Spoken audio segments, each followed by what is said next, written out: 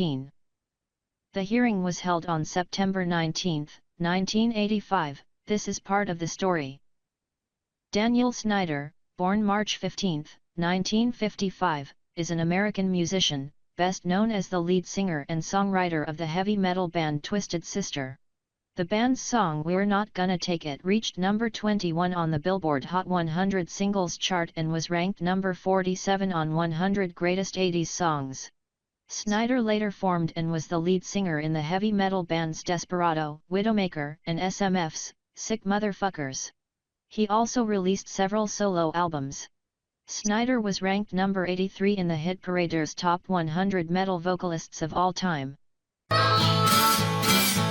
On a rambler, roaming from town. You saw me coming, you had my number, but you don't want me. Alright, this is one from us.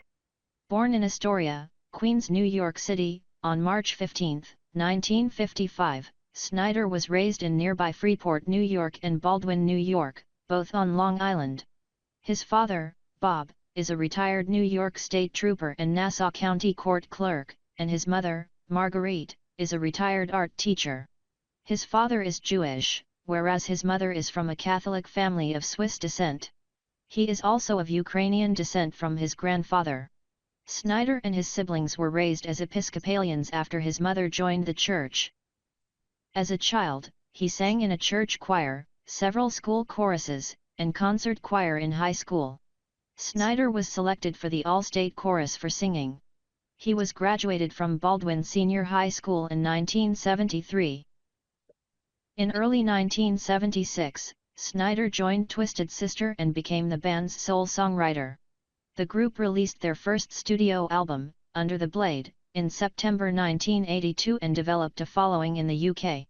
Less than a year later, Twisted Sister released their second album, You Can't Stop Rock and Roll. Their third album, Stay Hungry, hit shelves on May 10, 1984. This became the band's most successful record with the hits We're Not Gonna Take It and I Wanna Rock. We're Not Gonna Take It reached number 21 on the Billboard Hot 100 Singles chart, and was ranked number 47 on 100 Greatest 80s Songs. To emphasize the Twisted Sister image, Snider adopted a trademark persona of metal-inspired drag with long blonde curly hair, an excessive amount of eyeshadow and rouge, a beauty mark, and bright red lipstick.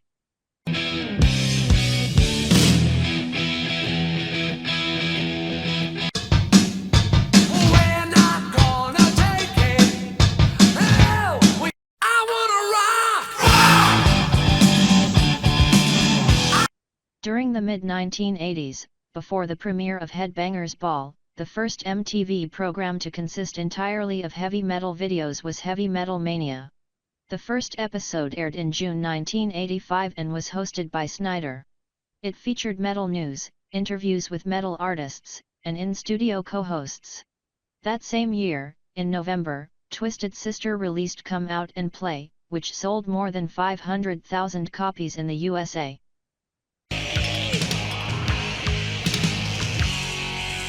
In 1985, Snider was involved in a Senate hearing instigated by the Parents Music Resource Center, PMRC, which sought to introduce a parental warning system that would label all albums containing what they considered offensive material. Prior to the appearance by PMRC in Congress, they had singled out a list of songs entitled The Filthy 15 to demonstrate the dangers of such material to youth. The Filthy 15. 1. Prince, Darling Nikki, 1984. Prince's song, From Purple Rain, was actually written from the standpoint of a boy who was trying to humiliate a girlfriend who starts working for a rival. It was the reference to a girl emulating that particularly enraged Tipper Gore. Looking back on the row in 2004, Prince said simply, "Times were different back then." The album has been certified 13 times platinum and has sold more than 25 million copies worldwide.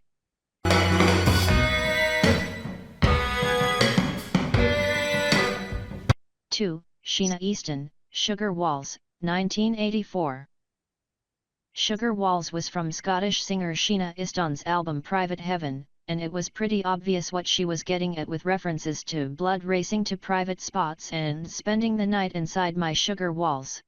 The song was credited to Alexander Nevermind, a pseudonym for Prince. The single had everything to rile the women who put together the Filthy 15. At the time, Easton defended herself, saying, "We are not embarrassed to be sexy when we want to be. Men have never had to apologize for being sexy. Art is all about being free, and if you don't like it, then tune into something else."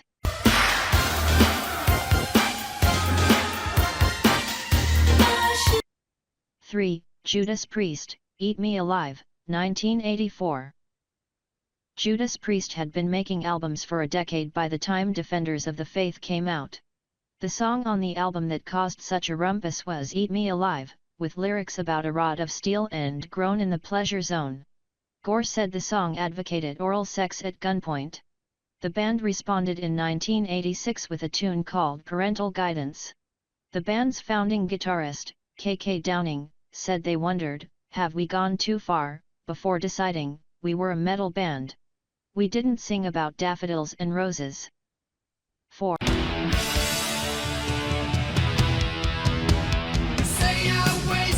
Vanity, Strap on Robbie Baby, 1984.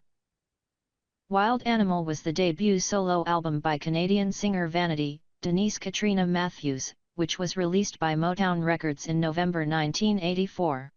The sexually provocative lyrics, "If you want to glide down my hallway, it's open / strap yourself in and ride," were written by her then boyfriend Robbie Bruce.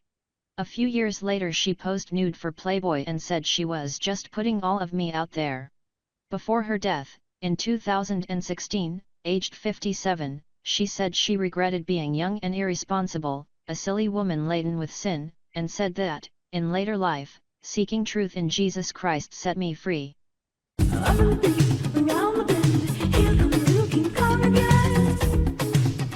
5. Motley Crue, Bastard, 1983. Shout at the Devil is the second studio album by US heavy metal band Motley Crue, and the song Bastard made it onto the Filthy 15 list because of the violent lyrics about murking someone. However, the warning sticker just seemed to attract buyers. Singer Vince Neil said years later, "Once you put that sticker on, that parental warning sticker, that album took off.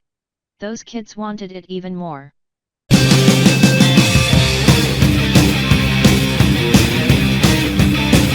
AC/DC, Let Me Put My Love Into You, 1980. A 5-year-old tune from the Australian band AC/DC, from the album Back in Black, stirred up a row between the band and the PMRC, who said the lyrics "Let me cut your cake with my knife" were profane. The band claimed the attempt to censor them was satanic intolerance.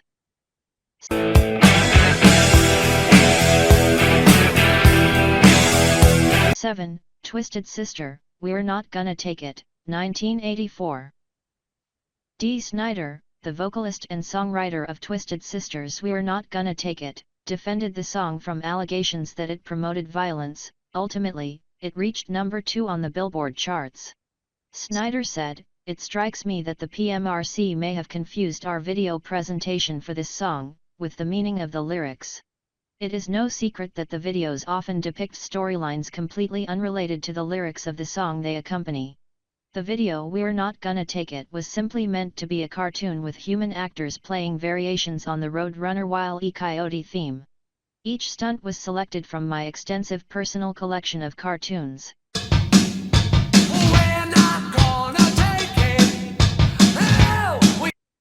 8. Madonna, Dress You Up, 1984. No list of shocking songs from the 80s would be complete without Madonna. The one that got her onto the Filthy 15 was Dress You Up, from the album Like a Virgin. The song was composed by Andrea Larusso and Peggy Stanziale, who were described as two New Jersey housewives in newspaper reports. The lyrics, "Gonna dress you up in my love / all over your body," hardly seem explicit, and Madonna laughed off the row, saying, "I'm sexy. How can I avoid it?" I made it through. 9. Wasp, Animal, F___K Like a Beast, 1984. There were claims that Wasp lead singer and guitarist Blackie Lawless wrote the song after seeing a photograph of lions mating in National Geographic magazine. Its title alone guaranteed its place on the PMRC hit parade. The band used to introduce the song at concerts with the words, "Well, this one is for Tipper Gore." Lawless also later became a born-again Christian and stopped performing the song.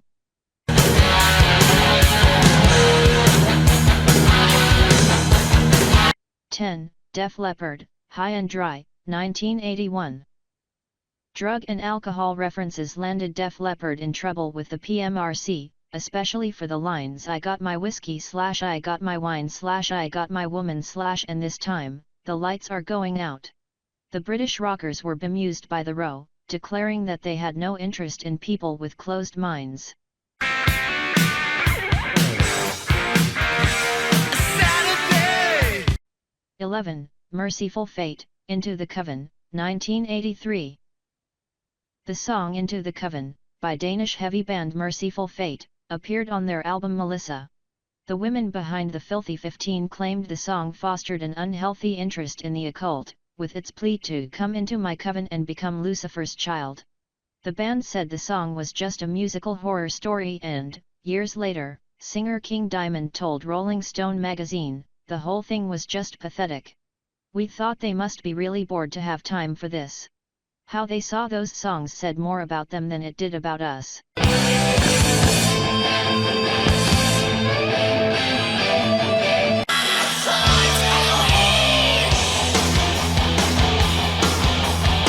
Black Sabbath, Trashed, 1983. Lyrics about driving after drinking a bottle of tequila would make any sensible person worried, but singer Ian Gillan said that Trashed was in fact about how he had crashed drummer Bill Ward's car during an alcohol-fueled race around the grounds of the recording studio. He claimed that the real purpose of the song was to act as a warning against driving under the influence. The band admitted that the accompanying video was intentionally lewd.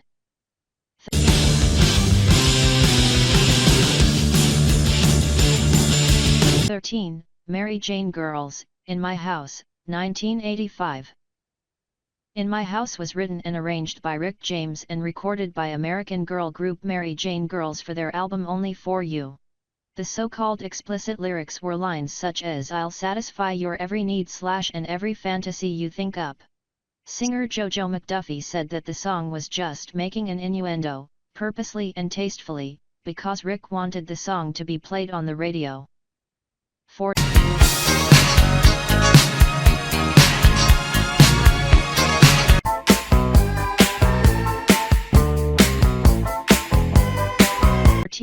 Venom, Possessed, 1985. The album Possessed was released on April Fool's Day in 1985, and the title track was one of, deliberately, presumably, 13 songs. The lyrics, "I drink the vomit of the priests / make love with the dying whore," were certainly unpleasant, and landed the band on the Filthy 15 list. "It was by no means the most controversial song I wrote," said frontman Kronos. The album, incidentally, was recorded in a quaint Sussex village whose claim to fame was being the subject of a surreal Spike Milligan sketch about victims of the plague, suffering from burned trousers. Brought to life through satanic burn. 15. Cyndi Lauper, She Bop, 1983. You could argue that Lauper was following in the grand tradition of female singers such as Bessie Smith, who were being suggestive back in the 20s. Some 60 years later, Cyndi Lauper offended the PMRC with her innuendo-full lyrics such as "I want to go south and get me some more / they say I better stop or I'll go blind," and the lewd video that accompanied the song She Bop. The song about self-pleasuring was a catchy hit. As Lauper noted, sex sells in the music industry. "It was a scandal. I brought shame upon my family," she said with a smile. Among other titles, the PMRC proposed a system involving letters that identified the types of objectionable content they determined to be found in each album, example O for occult themes, X for sex and profanity, D/A for drugs and alcohol, V for violence, etc. Snider, John Denver, and Frank Zappa all testified against censorship in the proposed warning system. The system was never implemented, and the music industry had already adopted what is now the generic parental advisory, explicit content label. We're not gonna take it. Hell, Life is older than the tree.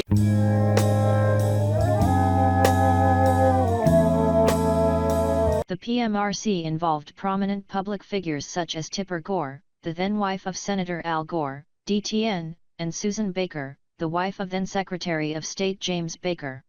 Tipper Gore and Snider had a publicly antagonistic relationship as a consequence, with Snider accusing her of having a dirty mind for alleging that the lyrics of Under the Blade contained sadomasochistic undertones, when in fact, they were about medical surgery.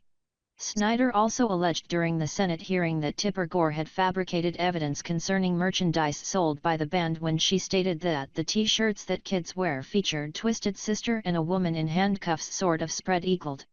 Snider challenged her to produce such a shirt, to which Al Gore clarified that the word t-shirts was in plural, and one of them referred to Twisted Sister and the other referred to a woman in handcuffs.